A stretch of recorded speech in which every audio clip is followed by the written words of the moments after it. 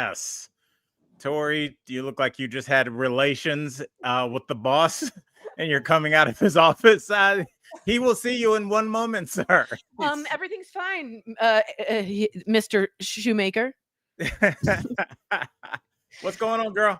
Hi, everybody. So I just wanted to wish everyone hello. And I did want to say an update on myself, and then I'm going to ask Al for one. But really quickly, I made scarecrows in the show today. Okay. Anywho, and then Why did you do that? For the 4 Mile Historic Park Pumpkin Festival. Everybody go. And then we had apple cider churros. Y'all, have you ever heard of this? That sounds good. See, you got me right back. You got me right back. It was like, delicious. What? But can I be honest? She this is how she answered the interview. I have about 7 minutes, you guys, right? And I go, so where are you guys located for the churros? And she goes, 4-man churro. And I was like, and I go, do you enjoy doing this? What's your favorite part about the pumpkin festival? The churros. 7 minutes. So it was rough. It was a little rough. You're going to any predictions on sports games this weekend? Something. Yeah, anything. I was like, what's your favorite color? I think it's yes, Julia. Churros sound good. How come? And I'm asking all our colleagues. People run Tory on pro or anti-abortion stances. High taxes, no. What if somebody just ran on an all churros platform? They would so win. Because like if you just kept redirecting it, you have PR people that can allow you to not answer any question. You know, just every question is just like, well, what about the deficit? It's going to be out of control. It's like, well, how many churros are the average American eating? Is that enough in your opinion, sir? And no, you answered the question. You would do a little something. I swear to God, you absolutely would. The churro president. And by the way, Gigi said to me, I thought you were going to ask how they were made, the churros. And you guys, I did. And you know what she said? I just fried dough, put apple spice on it. Yeah, you should be like, we're going to take a quick TV timeout. And then as soon as the cameras go black, you grab her by the collar and put her up against the wall and be like, we're making a TV show in here. It's really hard. I think maybe she got scared. I don't know. And then the next guy I had 5 minutes and he rushed his answer so fast. And she's like, you got to stretch. You got to just stretch. And I was like, where'd you get this jacket? What about your wristwatch? Yeah, it's, well, I mean, it's interesting because I don't know if people are as scared as they used to be on television. I remember, and I think I said this once on DBL, there was a school bus strike, like when I was in freshman year of high school. And that was before people really had, and the news was at our school. Ooh. And like we went home to see me like getting on the bus. And like it's so exciting when you're a kid, though. It was a huge deal. And now like everybody, that's why I heard this person say, because they were talking about The Office, that it's hard to recreate that now because part of The Office was people being uncomfortable with the camera in their face. You'd be like, they always kind of, and now everybody, when you watch reporters interviewing people on the street, they're all like, okay, here's what happened. The blonde, she was in the white. There, everybody is smooth. Everybody is like, they'll like throw out their handle. Everybody's very media savvy now. Yeah, because there's a phone in everyone's hand. Right. And so it's interesting, especially a place that like advertises, like this churro place has to at some point. Right. And before we go any further, Michael Dean, this is a little production note that I should have let you know. We're using the wrong number for Spider. So I know Vlad was so cool about it. I was texting him. He just goes, because I sent him all the clips, to just be like, hey, our viewers love you. We appreciate you. He goes, oh, that's all. I always want to do it in his. Oh, by the way, he's coming over for football on Sunday. Are you and Michael Dean? Yeah, sure. Yeah, that'll be great. Yeah, I'll make some wings. But so yes, Gabriel, Spider, thank God they're still with us. He just goes, yeah, I'll be over on Sunday. What is that phone number? And that's never a good question. What phone number is it? I don't know. God. Okay, all right. I think it does show you that people Google things now before. Oh, that's the right number? Yes, yes. I'm like 99% sure that's the right number. Okay. I said someone's strange number in a sexy voice every time. Yes. So go ahead and say the sex. Say it now so we can get it. Okay. So for anyone moving or just even moving furniture, please go to Spider. They are so great. You get Glad with Vlad. It is 720-545-3187. First of all, much better, just because the digits were correct. And Julia says, I don't know if churros or something. I bet you my girl could make them. It's actually easy. It's just dough rolled, twisted, and you just deep fry it. But I don't Really? how to know. Yeah. But I don't really know how to deep fry something without a deep fryer. This is going to come across a little privileged sounding, but like, does one have a deep fryer or can you fry it in your own pots and pans?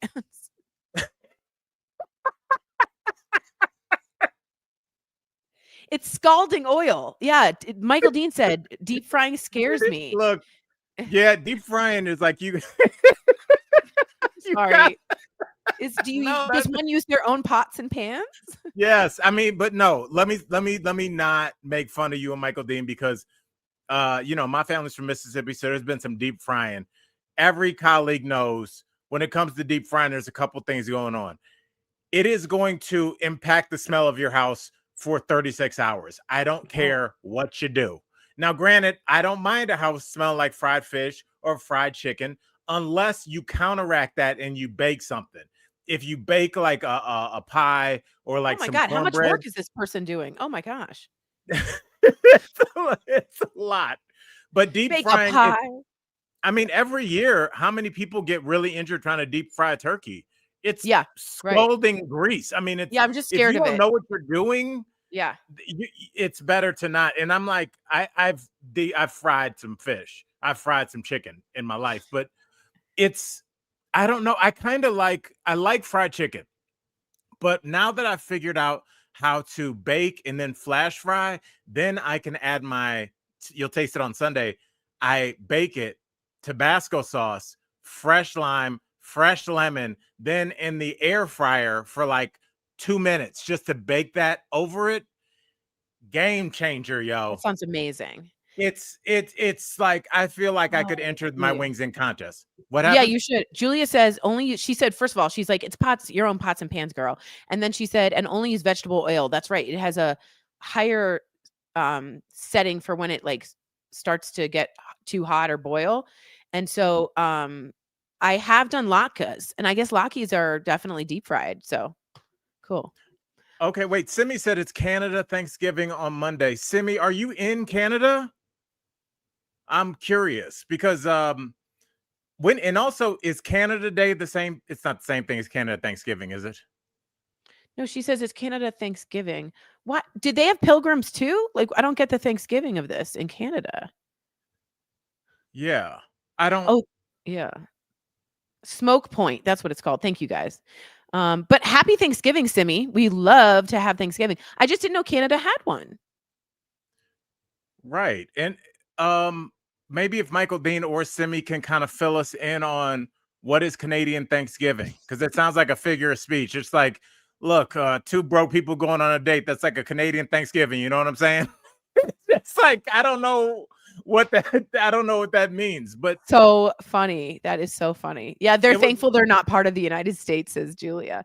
It's a harvest festival. Oh, I love a good harvest festival. I'm here for that. Love it. Love a good harvest festival. In You know what? Judaism, we have Sukkot, and we build a structure, and then you hang fruit from it. Why haven't I never heard of that? I went to a Jewish high school. Oh, Sukkot is the best. The sukkah. We call it the sukkah. Okay. I've never heard you mention that, and I've talked to you every day for a decade. Yeah, it's beautiful. And my dad and his friends had to make them. It was all these Jewish nerds trying to build a sculpture, like a structure. It was sad. Yes. Am I the only colleague in here that realized at some point? I think Tory, you realized it way earlier than I did because you've been into needlepoint and cross stitch. I really like to work with my hands. Like It's I the best. really, It's the really best. enjoy it. Yeah. It's the best. It's for anxious people. Like, I don't know if you're not anxious, but still for busy minded people, it Yeah. really helps the anxiety come out of the hands. I really agree with that.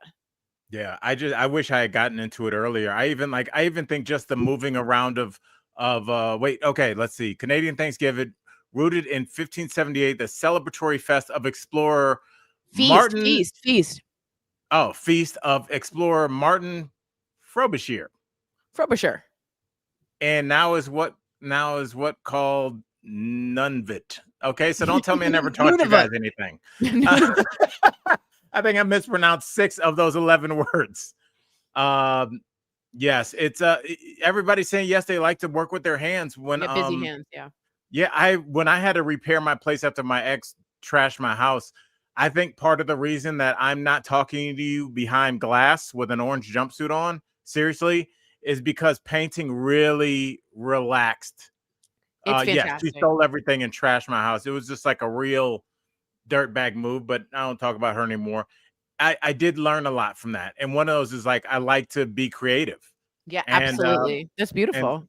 so that I started taking the old computer equipment that they would throw away at the news station, and I would paint it and like repurpose it. That's so Uh, cool. did I ever show you the news cameras I made? No. Oh, hold on.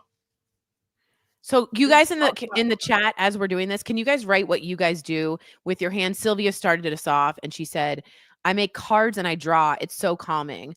You guys saw me color on here. I have adult coloring books and I cross stitch. Julia says that's why knitting is making such a big splash these days.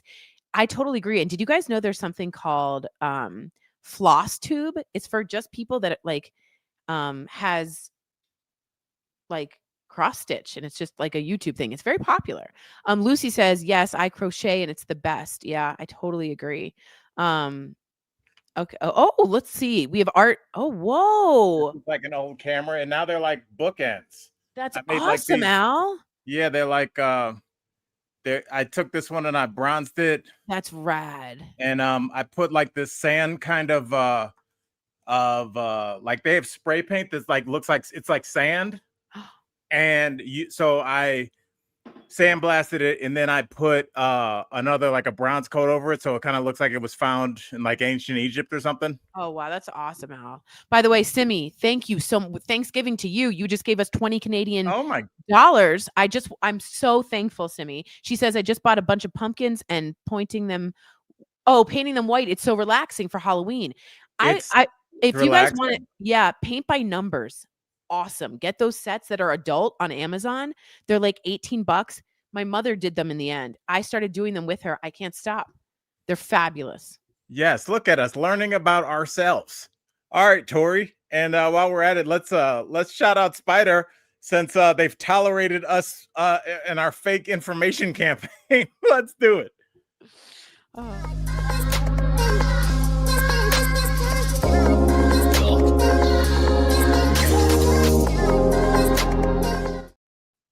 All right. Spider Moving officially will be in the building, this house, on Sunday, hopefully with Tory, watching a little football. Your predictions, everybody's the streets is talking, girl. I'm like 99% accurate. Yes, you were really doing well, but you know who's 100% accurate? That would be Spider Moving, as well as the phone number we have for him. So Tory, hit him with that phone number one more time. 720-545-3187. All right, Tory, I am excited. I'll tell you what I am moving on from, and I hope this doesn't, this doesn't sound too like over the top, but I'm moving on from feeling bad about the obligations I have in my life. I think being a comic and being a person that has to be places, I miss a lot of events. A lot of the things that people do when you guys commune and celebrate, graduation parties, Halloween parties, I'm working. And I've always felt so guilty about that. And I had a situation like that today. And I'm just like, I'm coming to accept that the world as you've created it is never going to be perfect. And to not beat myself up about things that I can or cannot attend. And it sounds so dumb, but like you feel bad a lot when somebody's like, it's Tory's the 1 year anniversary of not drinking a bottle of vodka every day. I'm like, I want to be there. It's not fair. But it's 2 bottles. But like any kind of celebration, yeah, you want to be there. But they're always on Friday nights, as they should be, Saturday afternoons. I'm in other cities and I've always felt bad.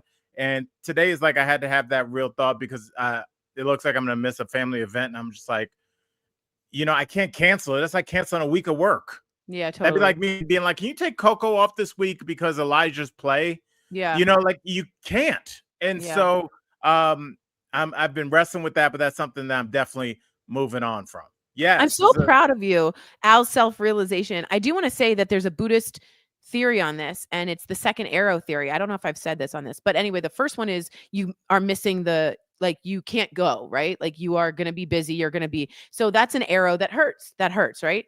And then most of us shoot a second arrow after that's like, oh, and now I feel so terrible about it.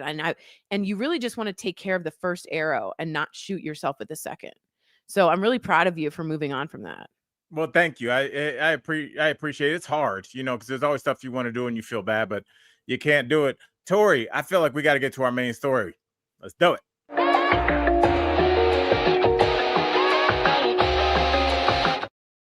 All right, Tory, we're talking about the cost of poverty. Yeah, this study is crazy.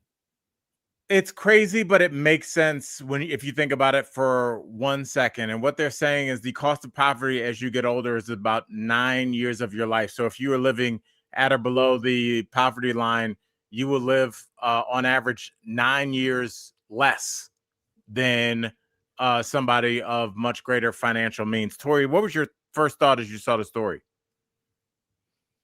I thought there was one line in the article that I thought was really important. It's the first time they've mixed health and wealth.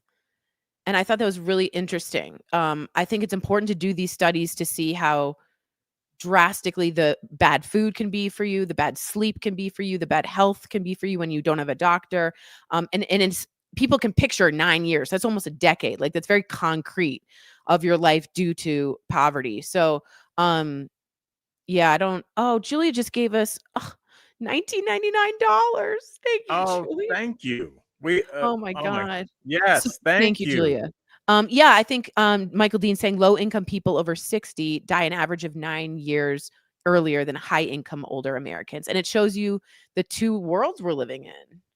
Well, I remember that was a common trope that was used against as a weapon against people living at or below the poverty line. Is everybody's like, well, America's so great, our poor people are fat. And it's like, well, they are overweight because they're eating carb-filled foods because those fill you out more.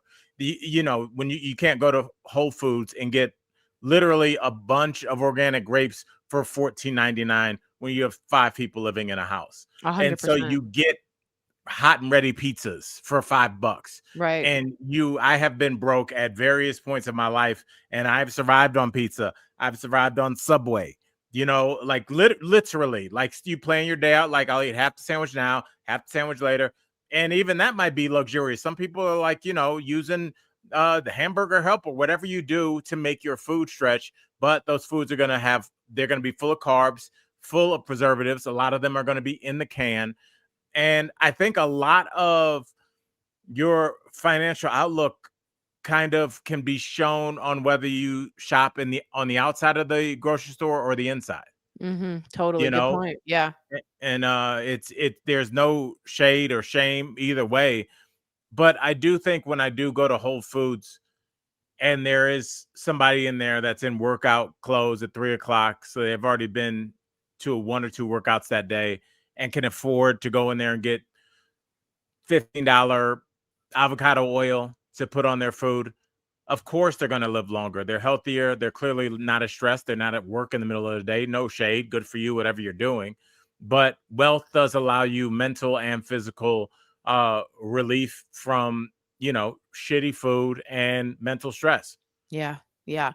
Yeah. And I think I don't know. Poverty has been kind of lost within the big policy issues that we talk about in politics. And I wish, well, we don't even have a government right now. It's shut down. So it's not great. But yeah, it's not. I agree with Julia. The US certainly does not honor their elders like they do in Japan.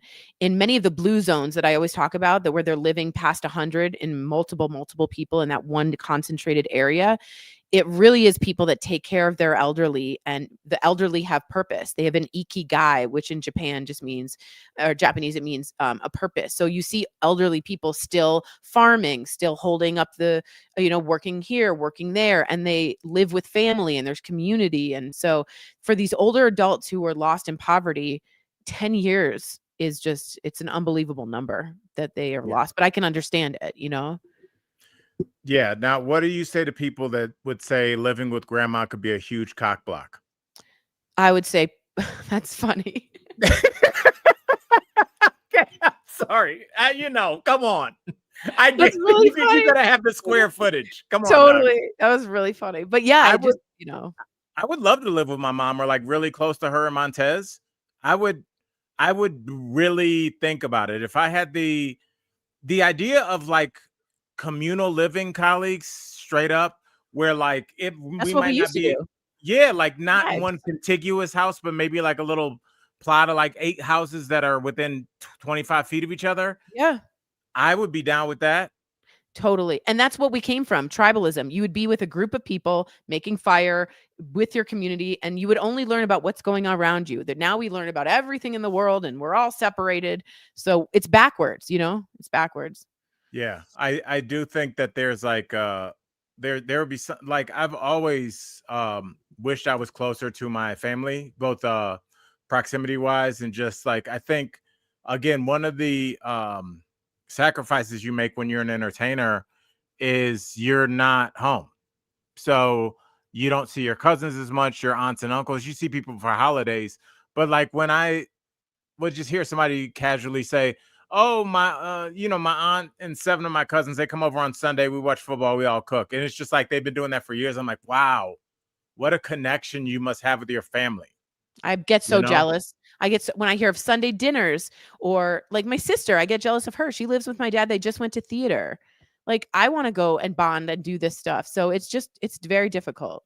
So Yes. moving Well, on. we I'm get sorry. it. We get it. In every decision, sacrifices must be made. Michael Dean, my phone is like somewhere in my stupid house. So can you just put us the next story up and I'll follow And, you? or you can come in and tell us. Oh, Okay. Tory, yeah. China is cracking down on online negativity. Thoughts? Yes. So I don't know if you guys know, but in China, their social media is censored. So it actually shuts down at a certain time of the night, so people can't go on it, and it comes back on in the morning. And things are highly censored about what they see. And they're on this real positivity kick. By the way, this is propaganda TV, basically. They're just telling you what they want you to see over and over again. And so they're really big on positivity. So they are now censoring people who just are bummers, which I think is just very interesting. Bloggers, influencers, they want to have like optimism and stuff like that. So that's what's going on in China. I think it's nonsense because that's against all kinds of freedom of speech for me, and I'm a purist. But I did want to ask the colleagues and Al, what do you do with someone who's really always negative? They call them a vampire, an energy vampire. They suck. They suck it out. What do you guys do? Please write and let me hear from Al. So write in the comments, y'all. Well, we actually interviewed the woman, forgot what her name is. I just saw a clip with her yesterday that played Debbie Downer Rachel on Dratch. Rachel Dratch. Yeah, she's hilarious. And the reason I think that character resonated on SNL with the whole country is we all know somebody that's like, well, my dad died fishing here, but sure, we can go swimming. And you're like, Jesus, like, oh my God. Remember when she was like, and I can't have children. It was like, it was really good. I do think that we touched on it a little bit. I always like to try and reach back and talk about stories that we've talked about within the last week, the last year, the last 5 years, because I think there's a connection with all these.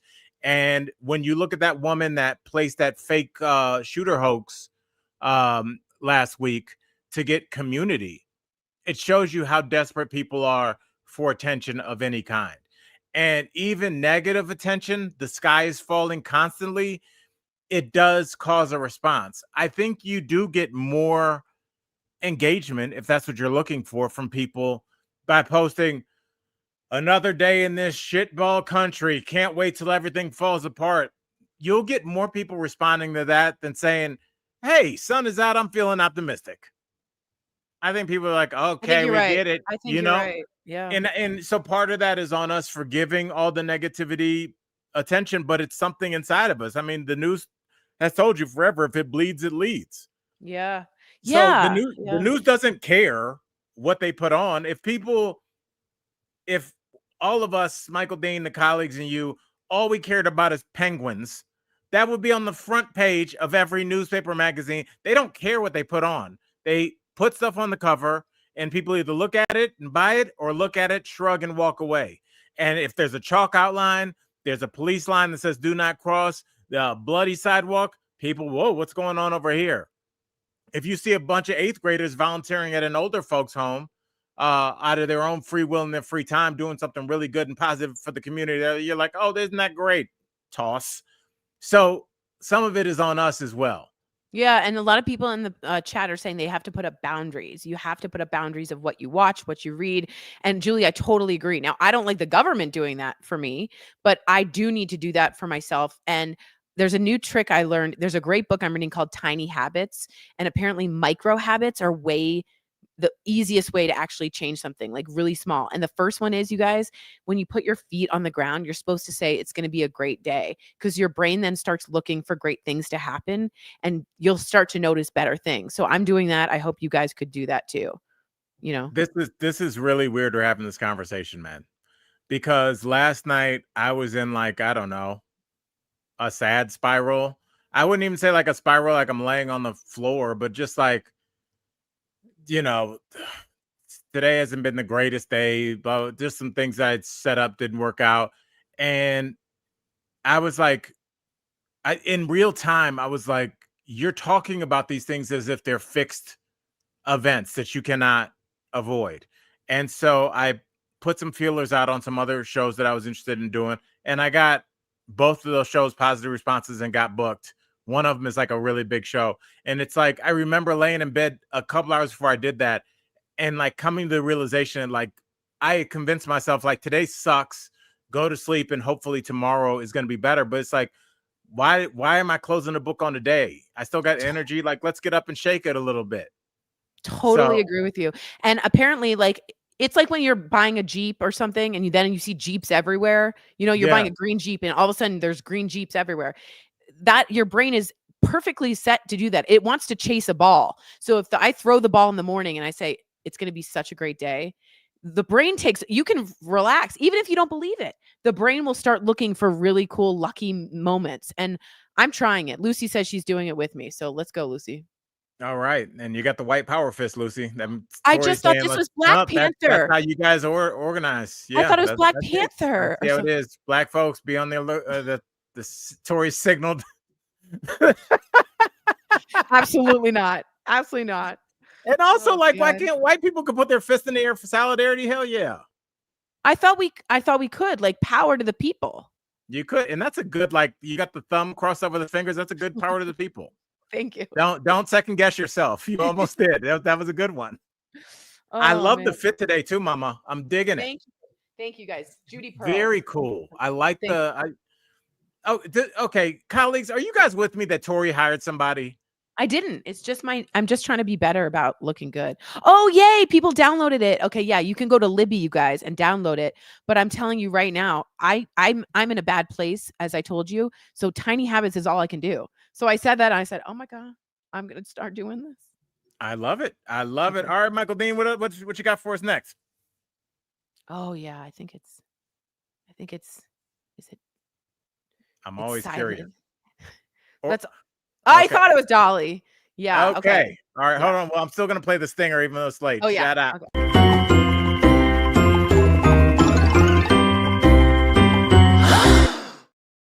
I'm like, where is my phone? All right, we're talking about a famous person, but we need a new stinger, Tory, because we're talking about a beloved person. Dolly Parton. Dolly Parton is not famous. Dolly Parton is a YouTuber that has a very select. Are you fan base. serious?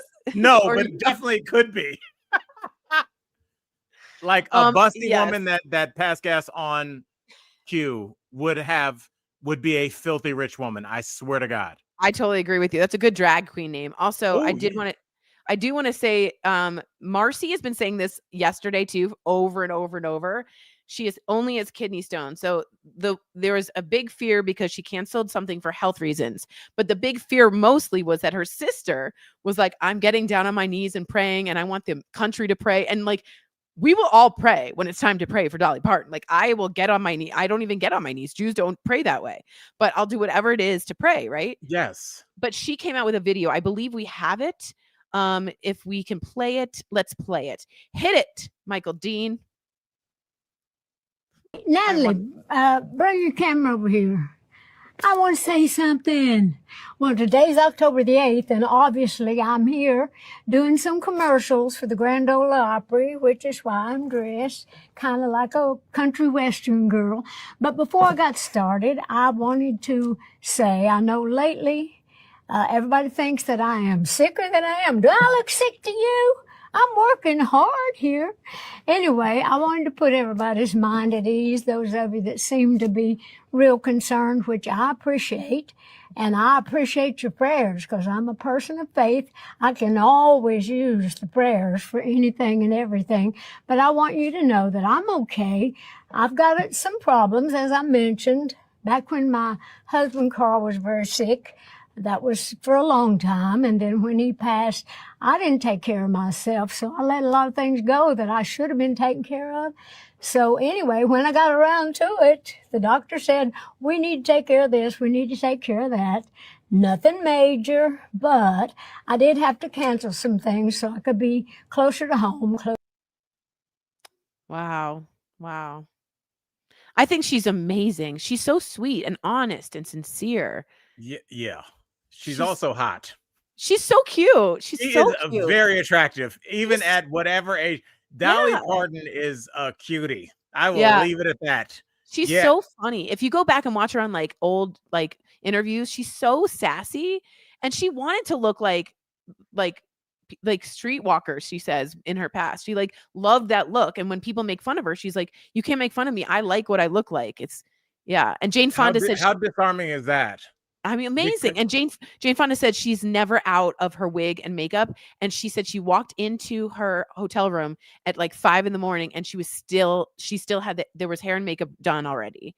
And she said she met her husband one time, Jane Fonda. So like Carl Dean, no one saw, but I think they were extremely important to each other, and I think his passing it's very hard to be a caregiver. Very, very. You forget about yourself. You know what my boy Forrest said about Dolly Parton, Forrest, who filled in admirably when you were gone. He was like, what's interesting about her? She's never been on the wrong side of any issue. Agreed. Think about her lifetime in the public. Totally. There is not one time where most people can say, you know what, I would stand on that 10. You're like, oh my God, I can't believe I said that about gay marriage. Right. No, she's always. Yeah, she just has nailed it. Yeah, she's great. Her and Betty White are just, and then when Betty White died, you learn more stuff. You're like, I love her more. Totally. She's, yeah, they both are. And then she'll say something like, they're like, "Do Black Lives Matter, Dolly?" And she goes, "You think it's just our little white asses that matter? Come on now." Yeah.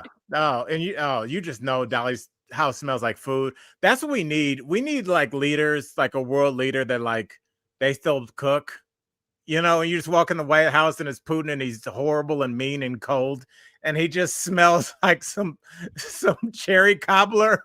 And he's like, what? I'm here to try and kill some more innocent people. And he's like, all right, but have you tried my wife's peanut butter cookies? All right. Like, I think that it's so interesting that all of us amongst us, our best friends, our people closest to us, our family that we love the most are the most human. The people that don't have these crazy, I want to go to Wall Street and dominate. It's like, that's not what my favorite person says.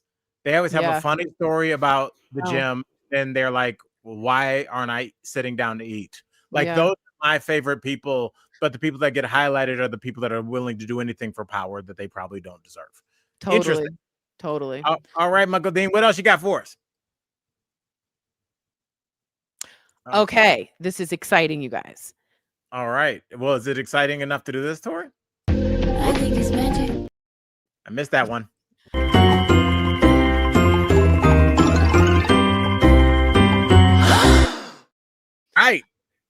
Okay. So first of all, I want to thank Bear for saying what he said. He said, "Thank you for sharing your story about grief. It truly helped me overcome my depression and cope with the loss of my dad." Man, Bear, I am so happy that walking the same path, we are fellow travelers, and I am so happy I resonated with you. And I'm so sorry for your loss of your dad. I really am. But thank you for Yes, saying and that. I'm glad, and I'll say this: I'm glad Bear is coping with it. I decided to do what all black men do is and not address it. I'm just gonna keep. I don't need your mental health, Tory. You lames. I'm going to take the loss of my dad and Eat brush it. it out. Just and it was a little dry going down. I'm gonna put some vodka on top of that. Total. I was gonna say, then drink it with some vodka. What Totally. goes well with grief? I don't know. Happy hour by yourself on a Tuesday? Yeah, I'm in here to watch sports. Well, look how good you're doing now. I'm so proud of you. Yeah, I'm so you proud of you. Bear and Tori. Look, you got to go through it. And the best thing that I ever heard about dealing with anything is the only way out is through. And I just tried to not address it. Doesn't work.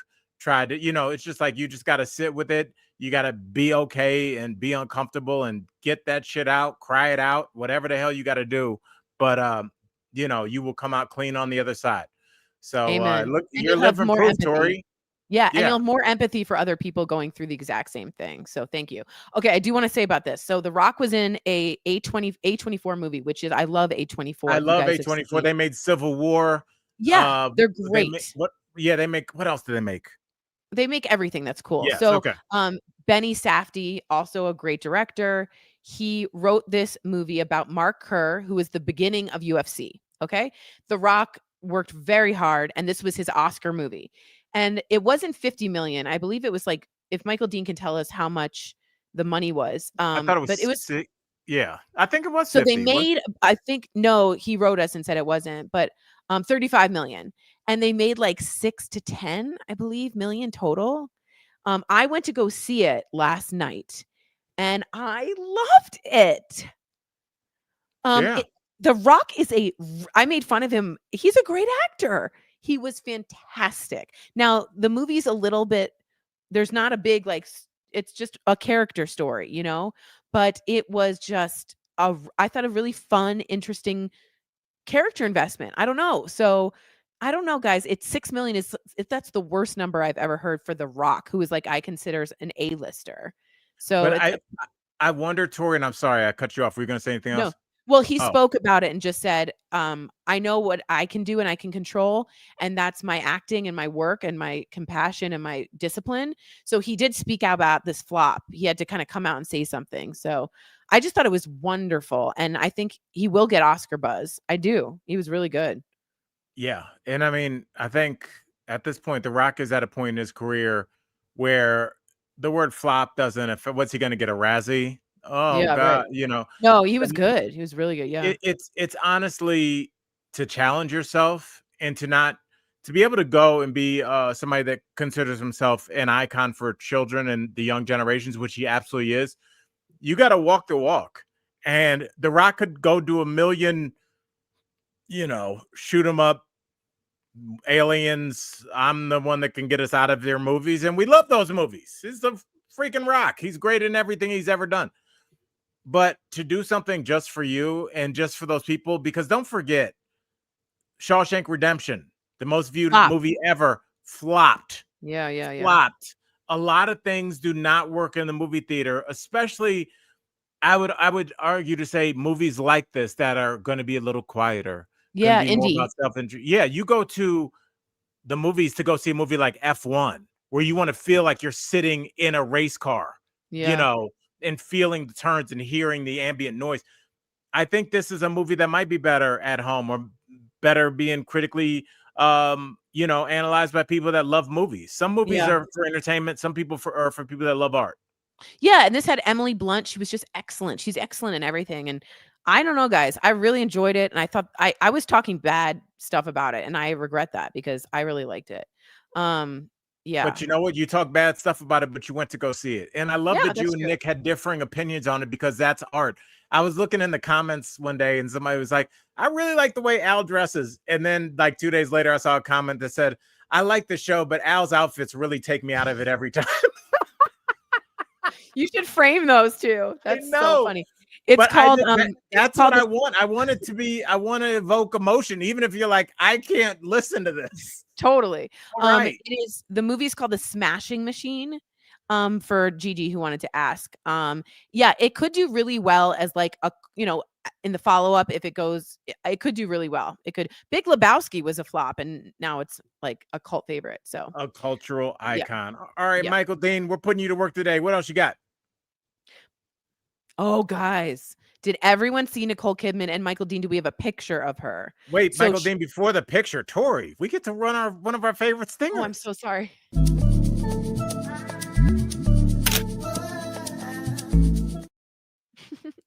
That is so cool. So stupid. Oh, All right. man. She So looks stunning. yeah. So just so you guys know, the divorce came and she also just came out at a Paris fashion show. And so she's the first one to come out since the divorce. And I guess that's important in Hollywood. You know what I mean? And she got bangs, everybody. She got bangs. And she looks great. Now, this is her in Vogue as well. And she's talking about how she wears different fashion. Some for armor, sometimes it's androgynous, sometimes it's sexy. But she, she works on herself. But what do you guys think about revenge bangs? Al, what do you think about bangs? I think bangs. I didn't know Look. bangs were as controversial Yeah, as they are. Look at this. Yeah. See, but I think I'm telling you, look, with what you have on right now, those bangs don't work. But here's a little secret about Al Jackson. One of my secret attractions is I like that like 80s European punk rock chick look, that kind of shorter hair, or just like that bangs, like the chicks is saying I love rock and roll and stuff, like all that kind of look. Joan Jett. Yeah. I think that is so. There she like, is. Look at her. salty and punky. Yeah, I like punky girls. So I get it. I love that style. So she came out first. This is the first time we saw anybody since the divorce. And I think she came out with both her daughters, Sunday and the other one. I don't know the other one. Monday. And Monday. But dang, does she's got some work done, Al. I mean, she looks flawless. I mean, yes, you can flawless. tell she goes to the same doctor that who's the guy that was with the young woman, but then like made it out when he was early in his, Rob Lowe. She looks like Rob Lowe a little. She goes to the same doctor. Do you see it? Yeah, she does look a lot like Rob Lowe. You're so right. She But does. the hair is cute. I love the outfit. It was kind of casual. Again, Paris Fashion Week. People kind of dress up to the nines. She was just in a white button down and navy slacks. But I like that. It was a win for her to be the first one out. So what do you think about Keith Urban? Because he's been at the colleagues. Have y'all seen this? And please back me up, because I haven't prepped Michael Dean, so I don't know if he would have any knowledge or facts on this. But it seems like Keith Urban said I love you and pointed to like his drummer or his guitarist. Oh, did you see this? I didn't. Yeah, because he's still doing the songs that I guess are about Nicole Kidman, but like he said I love you, and definitely Michael, then you can look it up in TMZ, I think, if you just search Urban. He changed a lyric. Michael Dean says, oh my goodness. Okay. Yeah, like guitarist. So like, Simi says guitar. So is that what's going on? Yes, dog. Yes.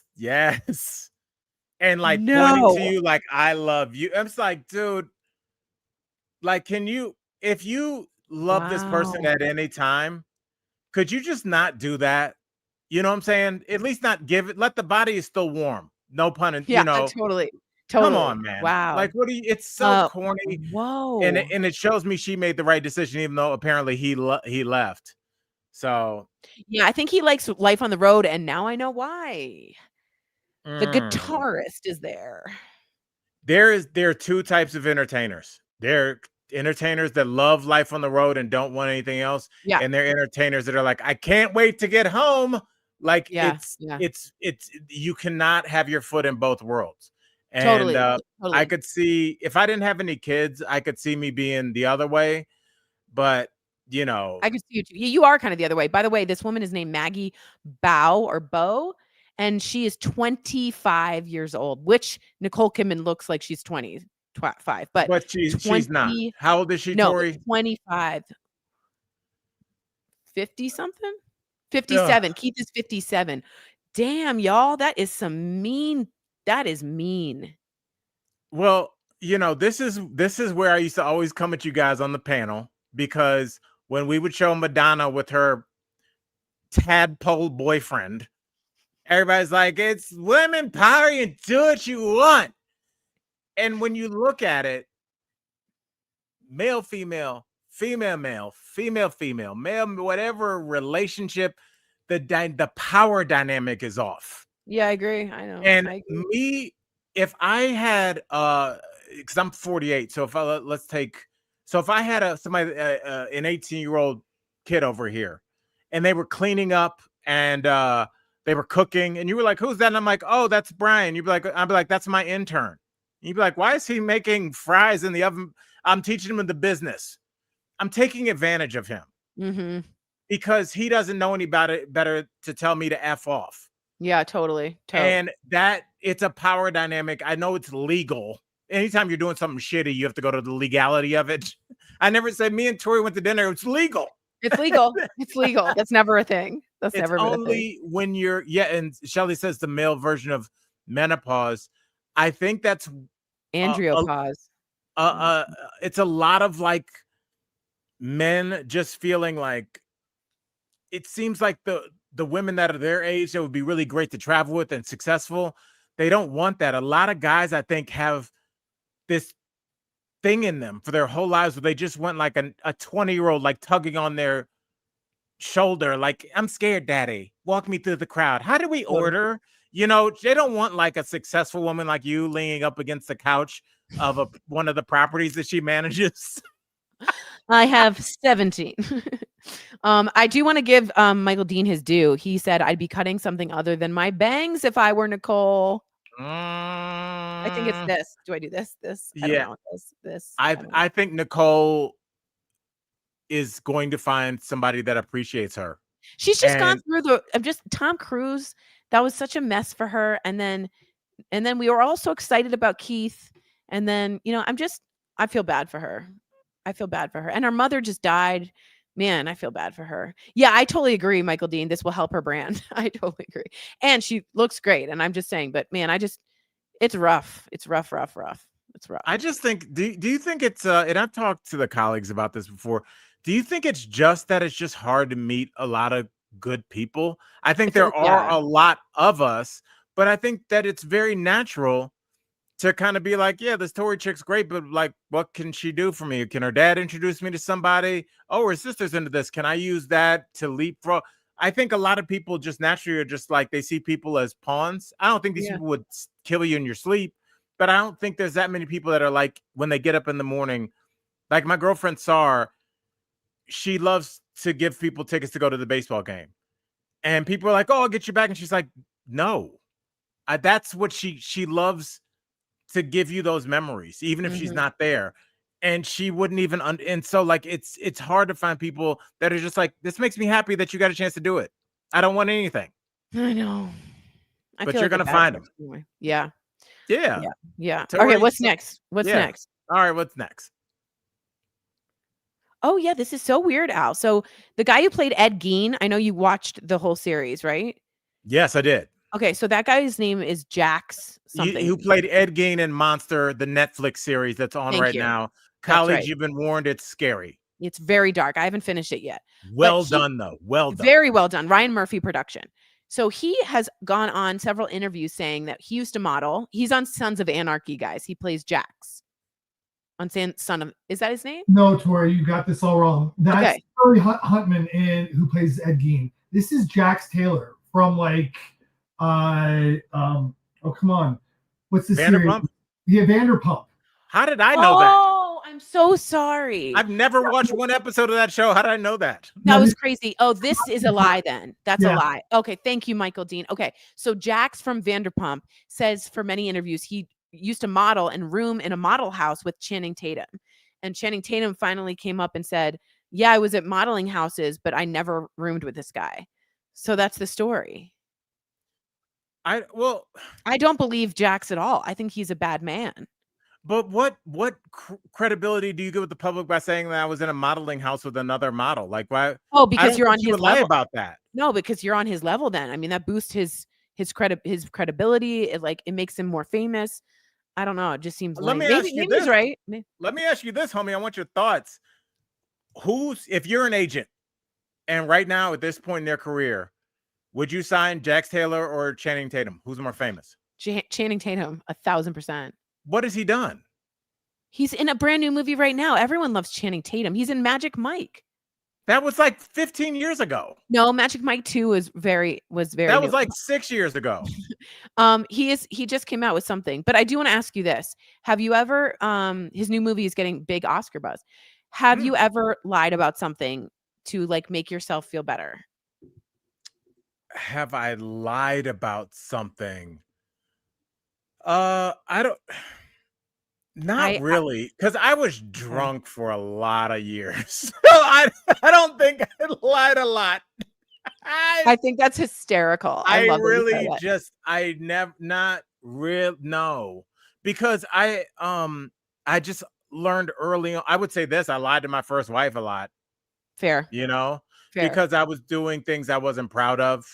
Fair. I wasn't proud of who I was. But I know what you're saying, like the kind of lie just for like a little bit extra cred, like, oh yeah, I know that wide receiver that plays, he's my cousin's boyfriend. Like, I think that there is a lot of that because I do it a lot. I've done it before. I'm very and we're back to Nicole Kidman. Oh yes, this is the roof man. I saw previews. So he's a thief. He's very nice, and he lives in a Target to hide out from a jailbreak, and it's getting good Oscar buzz. That's Channing Tatum. I do want to say this is more. Can we get Michael Dean as the third juror here? Who do you think is more famous at this point in their career, Jax Tatum. or? No, I'm not saying Channing Tatum. Is he? Yeah, think about who he just dated. Zoe Kravitz. Okay. All right, that's the gavel slam. All right, you guys win. All right. It takes Michael Dean for sure. Yeah. But at some point you run out of arguments. Yeah, right. Totally. My lie was in second grade, and I told people I was half Navajo. What had you guys been studying that? Like, why was that in your brain? Yeah. You want to get a little bit of like, a little bit of that, like, oh, you see that? I remember this village. Yeah, my mom used to take me there. I think it went on, and I think I came up with like a name. It was so disrespectful. I'm a little Jewish kid from DC, and I said I was half Navajo. I'm so embarrassed. I'm so sorry. We were making Native American clothes. I actually like American Indian better, but we were making chestnuts. We got chestnuts from outside, and we were dyeing our clothes like they did. We were making woven belts, and I just came out with it. And then I think I had a name. I know. It's terribly disrespectful. You know how my brain works. Sometimes somebody says something and you unlock a memory that I have not spoken about to anybody on the planet. Back in the day, this was back when like, what was Color Me Bad's hit song? Ooh, I wanna sex you up. Like when, yes. So that song was out. So that's how long ago it was. Because I remember I used to listen to this song to pump me up before I called this girl. Because I got her phone number, but she was definitely on the fence about me. And I had nothing to offer her, $0, not a lot of life experience. I was just like literally a human man. That was the only thing that couldn't be argued. And so I used to try and impress her. And like, so I would have these stories. I don't know why I thought about this. And one time I called her and like the conversation was dying. And she was like, so what'd you do today? And I was like, I saw a car accident on the highway. And she was like, you did? And then like immediately the story was so obviously bullshit. So I was like, can you believe that? And she was like, like she was an early introduction to me that women aren't buying your bullshit. And I just remember like I had concocted this whole story. So she'd be like, and then what happened? And were you like, I thought it was gonna like generate this whole like you saw something crazy because it's probably like 1993 and nothing crazy had happened. And it says, did you see E wilding on today? Like there's nothing happening. So yes, all right. So yes, I have lied to get a little street cred. It did not work. She did not talk to me much more after that. No one All right, believed me Michael D. either. Anyway, go ahead. Oh God, it's so bad. A No one bad believed me. lies, but Never. it's so much better later where you're like, that's what you came up with. Yeah, I know. Princess. Someone called me Princess Mezuzah. What? That was my terrible. I went to a school. We're all little Jews running around, and I'm like, guys, listen up. It's so embarrassing. Anyway. Yes. So Oh yes. Let's get to this really quickly. All right, here we go.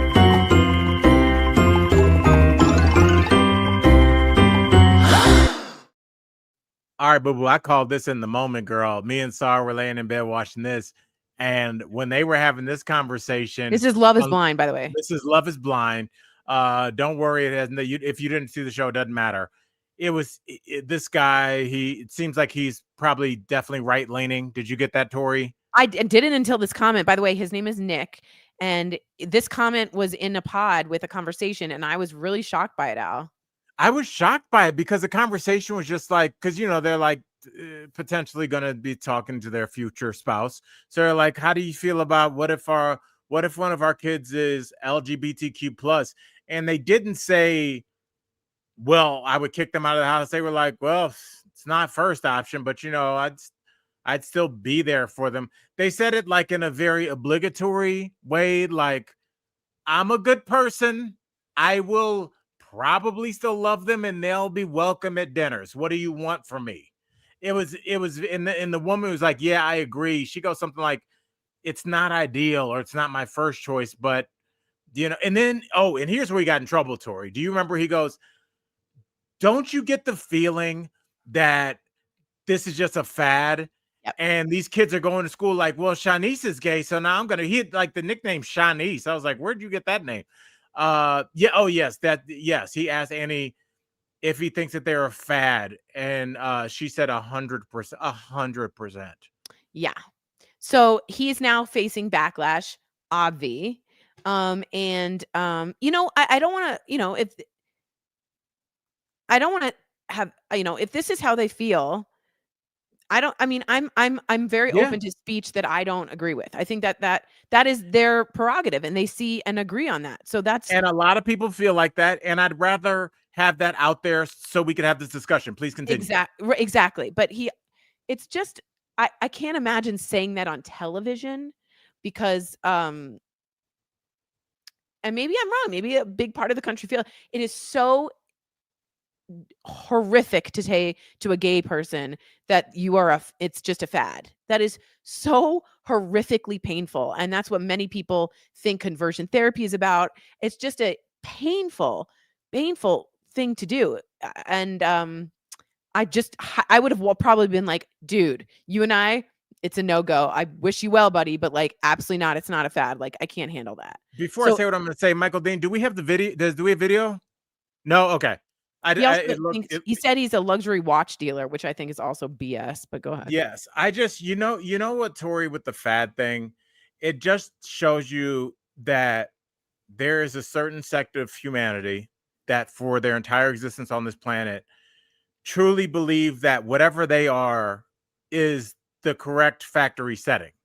And everything else is like because like theoretically, using their theory, then if I overheard some boys talking about an attractive woman and I'm in the 5th grade and I'm like, oh, I think she's attractive too, wouldn't that be a fad that I'm just being subjected to? Totally. What they're saying is that everyone is straight. And if you are not straight, it's because you're on TikTok too much. Totally. Which is so whack. It's so like, horrific. It's such a like simplistic mind that it makes me jealous. I was talking to a friend of mine, my girl Maya, who runs a comedy club here yesterday. And I said, there's always a jealousy with people like this because they never think they're wrong. They never overthink things. Like, Tory, if you had dinner with me and Sar, we had a great time. You and your partner left and we left. You'd be going home like, did I talk to Sar enough? Did she take that weird? And nothing happened. But you're going to take 2 years off of your life worrying about everything you said. Was that right? Did I hurt somebody's feelings? These people never will. They just walk around all day. Yeah, gay's a fad. Anyway, never think about it again. Never analyze that. Never have a cross discussion or change their paradigm. They just wander around with this ignorance that It's is very this shallow. Yeah, it's very shallow. platinum confidence in front of them. Totally. That's what, like, when they get interviewed on TV and they're like, well, the Democrats are trying to limit free speech. Didn't they take Jimmy Kimmel off because of what he said? I don't know, pussy. And Yeah, then right. they don't think it's like, isn't that hypocritical? And they don't see it. I agree. Lucy says, when my nephew came out, his dad offered to take him to a prostitute so he would see if he wasn't gay. Are you joking? Probably not. I mean, that's and I do want to say, I do appreciate these deep conversations on the show. Like, that makes the show, that kind of is interesting to see. But right. Say it's a fad is just, to me, is offensive in 2025. But maybe I'm being, I don't know. That to me is very offensive. But right. And I mean, Lucy sharing that, and even the dad, that's insane. Saying it. But you know what, Tory? It's so crazy. It's crazy, but this is that whole silver linings thing.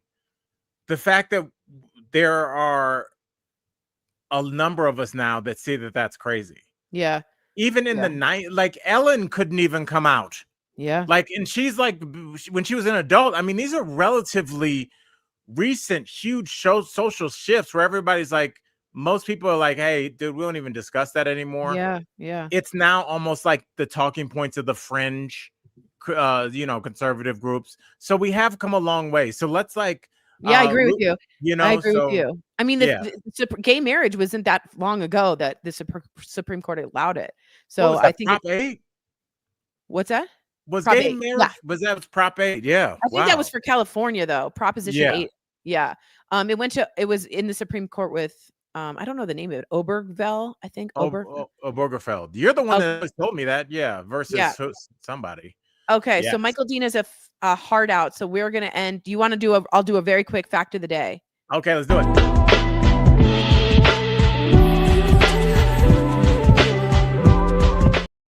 Okay, you guys ready? I'll be quick. Australia is wider than the moon. What? Isn't that cool? Who knew Australia was girthy? It's real girthy, very wide. And in the middle of the country is almost like uninhabitable, right? Yes, a lot of rugged bush. You live in the bush. Yes. What an interesting continent that is. Yeah, very. I've always wanted to go there. So the moon's diameter is 3,474 kilometers, and that's 2,159 miles, and Australia is 2,485 miles. That's crazy, isn't it? Anyway, that's your fact of the day. I know you have a heart out. We want to say thank you guys for being so open and honest about your family members and also about grief. It's really wonderful that we discuss mental health and then go right back into a conversation about pop culture. So thank you guys. I just wanted to say that. Okay. And Tory, tell everybody what time your house showing is today. It's at 4:00 at Green Gardens. All right. I love you. Love you guys. See you tomorrow.